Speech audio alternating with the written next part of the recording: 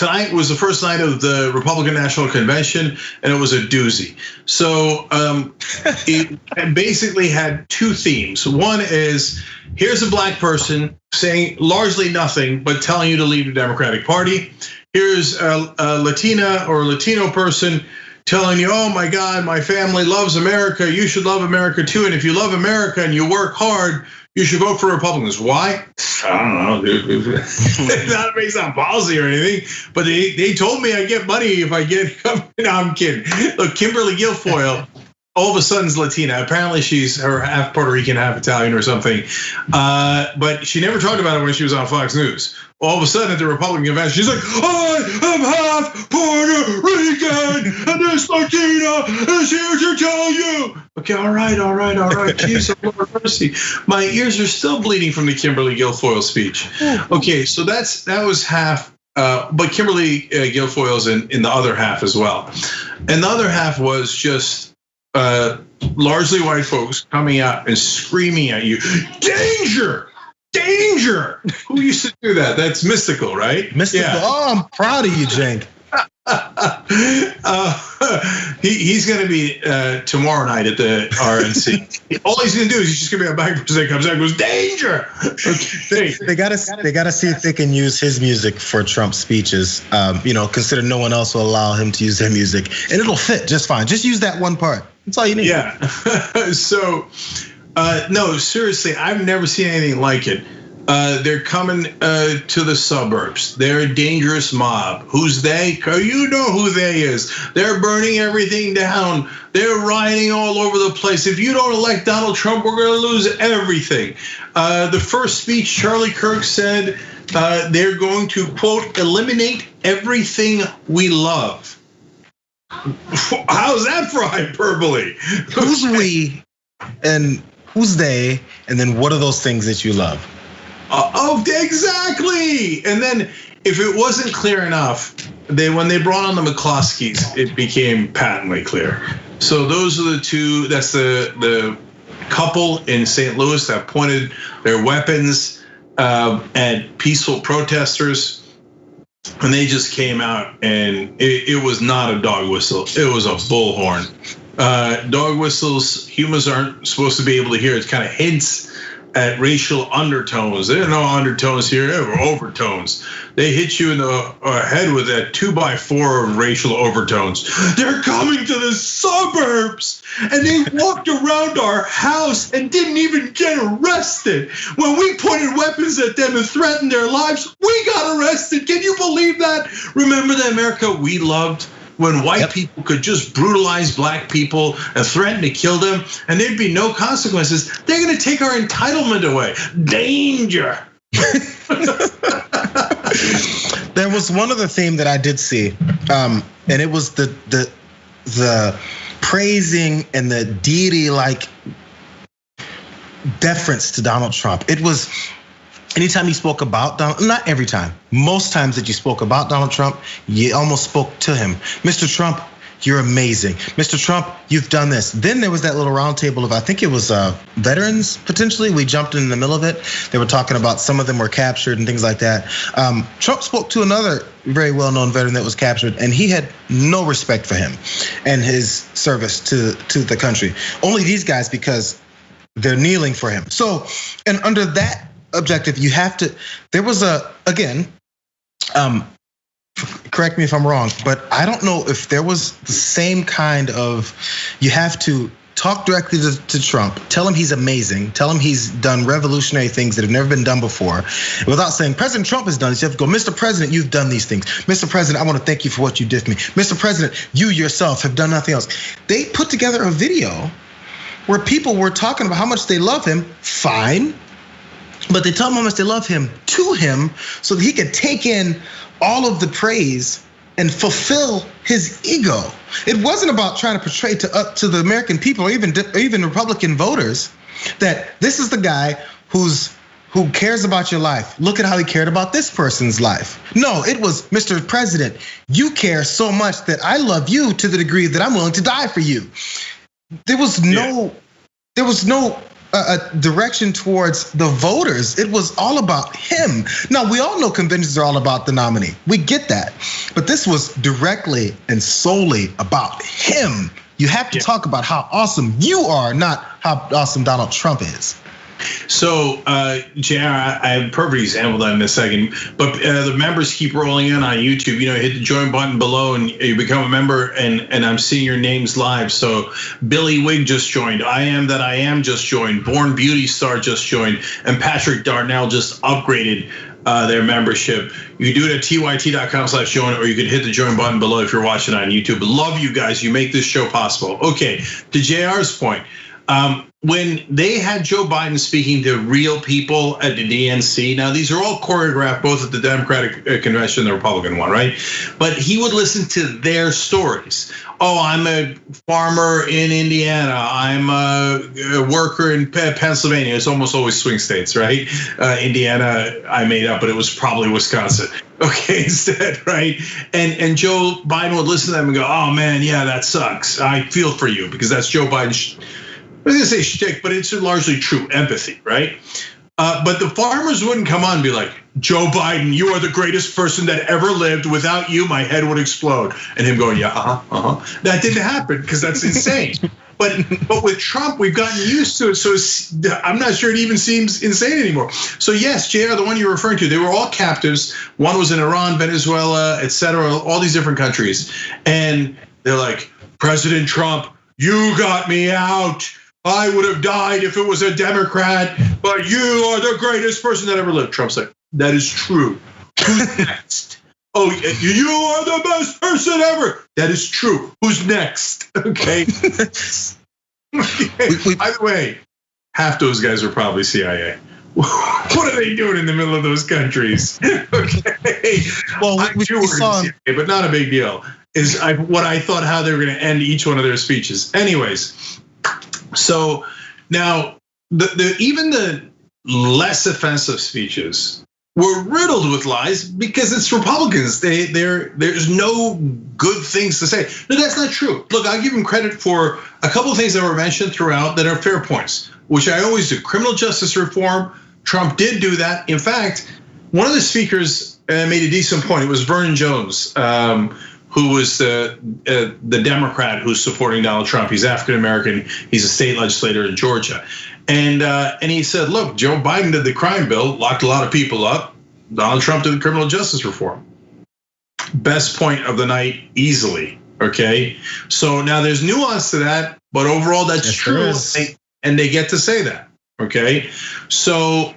To what degree do they get to jump in and I'll finish. To what degree do they get to say it? Because there's a New York Times article that I just went on a blitz to try to find because I read it months ago when they had the press conference where he had a couple of black folks or a couple white folks also that he released from prison off of whatever charges they had, 3 to 4 of them, maybe 7. And immediately after that, this is going off of memory. There was policies put in place by his administration or people in charge of that aspect that completely kneecapped his criminal justice reform that stopped or made it even harder for those same people that he was just praising and put on stage to actually have a viable chance at post-prison life. Or even more people that qualified for that same recognition and release were not given it because it was just smoke and mirrors. It was, let me put forward a few people, name those few people, and then move on. Oh, hey, Kanye's wife offered to help me out, help me get this one lady out of prison.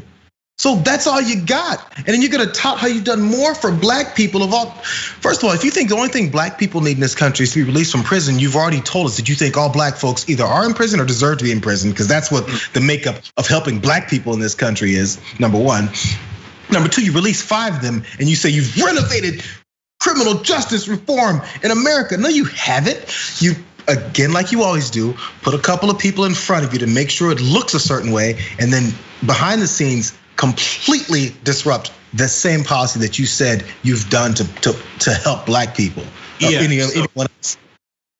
So JR, look, you're right on 1,000 factors, and they did water down the bill that was passed, and In fact, we reported on a story where Donald Trump was apparently furious at Jared Kushner for having him pass that bill. He's like, my base doesn't like it. I don't know why we passed that bill, right? Not about that part, yeah. Yep. So I know that all of that is true, but at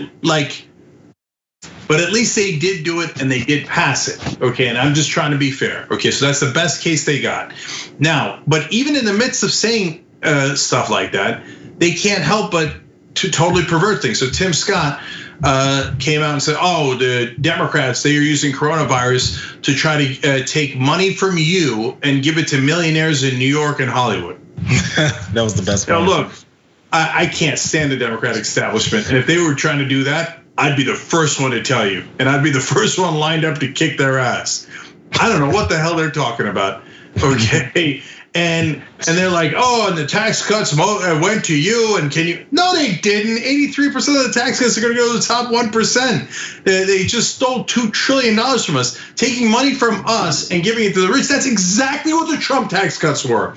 So as I sympathize with Tim Scott's life story, and there's a lot of compelling parts of that story, he then turns around and uses it to get as many breaks for the already rich as he possibly can at the expense of the poor and the middle class. So it's hard to have sympathy even for their best speakers on their best nights. Nikki Haley, so she comes out and she says, Donald Trump's been so tough on dictators and Biden will be soft. Like, for example, nobody's been tougher on North Korea. I mean, what a preposterous lie. Donald Trump literally said he fell in love with Kim Jong-un, the North Korean communist dictator. Literally said we fell in love. And they wrote love letters back and forth. Imagine if Joe Biden or Barack Obama had done that. So Nikki Haley is not a dumb person. She knows she's lying through her teeth. And then she says, and I'm here to tell you as a South Asian woman who was given an opportunity by this country, quote, America is not a racist country. And then she went on to explain that her father, who used to wear a turban, suffered discrimination his whole life. And then what she didn't tell you is she changed her name from Nimrata Randhawa to Nikki Haley. Why? Because America is not a racist country. Okay. So now look, they claim Nikki means little girl or something, and Haley is, I get it, is her husband's last name. But she didn't go. Barack Obama went from Barry to Barack. Okay, he owned his identity. Okay, and going into politics, he didn't mind doing that. National office, he didn't mind. Nikki Haley, on the other hand, is going in the opposite direction while telling us how non-racist this country is. By the way, she also converted to Christianity, but just to be safe, because she knows, man, this electorate doesn't mind non-Christians and brown people at all. That's why, hey, she's Nikki Haley. Christian. Okay, anyway, so those are the least offensive. But Kimberly Guilfoyle would have gave a speech that Benito Mussolini would have been proud of. So, my God, the only thing she didn't do was take her shoe off and pound it on the table. So it was the loudest speech I've ever heard in my life. It was filled to the rim with hatred, and it's Guilfoyle, Charlie Kirk, Matt Gaetz, the McCloskeys, all of them. Two themes nonstop. The mob, the black mob is coming for you. They never say the word black. They just say the mob, the rioters, the looters. Mm-hmm. What if they come to the white suburbs? Okay, and then number two was Joe Biden, the Marxist communist socialist. Remember when every lying cable news pundit told you, oh my God, if you pick Bernie Sanders, they're gonna call him a socialist, communist, Marxist. They just called Joe Biden that. What difference does it make? They call everybody that. They called Obama that. And every pundit on cable news knows that. They just wanted to scare you so you vote for their buddy Joe Biden and make sure you don't vote for Bernie Sanders. If they're gonna call us Marxist, well, we might as well at least be progressive. But we're not. Instead, we have a Republican light running, and they call him a communist anyway. Yeah, you need to have a running questionnaire for someone who's actually buying this. Because honestly, I don't think even the supporters are buying it. I know this is a theme I've come back to a few times, but there's no way that Republican voters really think that Nancy Pelosi, AOC, Ilhan Omar, and the squad, as they threw out, they say AOC and the squad, they combined her with Joe Biden, combined her with Nancy Pelosi, AOC, I'm saying, and these socialist policies that have taken over the party. When at the same time that AOC and all of them were fighting with Nancy Pelosi and, well, not necessarily straight for Joe Biden, but Nancy Pelosi about policies and directions that the House needs to go in, they were celebrating all this division amongst the Democratic Party. Which one is it, bro? Is it that they're fighting and that these progressives are too out of hand and look what they've created and allowing these progressives to be elected, which by the way, they didn't, they were against them? Or is it that they've all on the same path now and they're all just these wild, crazy socialists that want to take over the country and regulate how much water you drink every day? There's so many senseless points made tonight that, again, they come in such rapid succession. Like, oh, that's right, I heard Pelosi's name in there when they mentioned AOC and Biden. Where? The holes in the Democratic Party, the holes in Joe Biden's campaign are their dismissal of progressives, their dismissal of liberals. And every conservative knows that. So again, if you're watching it, where's the logic? I need to have some cohesive thought process. You can say, hey, look at this establishment Democratic Party and how they've shunned their young voters. They've shunned their black voters. They're shunned. Say all that stuff about Joe Biden because he has this history, which I'm gonna get to Tim Scott and him talking about Joe Biden and his history. But if you say all that, you can't then say that they're all in agreement. It's impossible. Who listens to it and then goes, yeah, man, that divided, unified Democratic Party. Which one is it, bro? Which one is it? Yeah, and Jayar, to your point, and I want to have you get to Tim Scott in 1 second. At least the Republicans, you got to give them this. One, as I said earlier in the night, as we're doing the live coverage of the speeches, which you should check out every night, by the way, during the RNC. At least 2 speakers gave anti-war speeches, including Don Jr. There was no anti-war speeches at the Democratic Party, and that is really, really sad. Secondly, they love their base. I think they're going too hard into their base for the first time, right? And I've always said them going to their base is actually smart politics because they turn out their voters way better than Democrats do. I think they overdid it, but at least they like their base. The Democrats in their convention, you could tell they can't stand their base. Their base is not allowed to speak.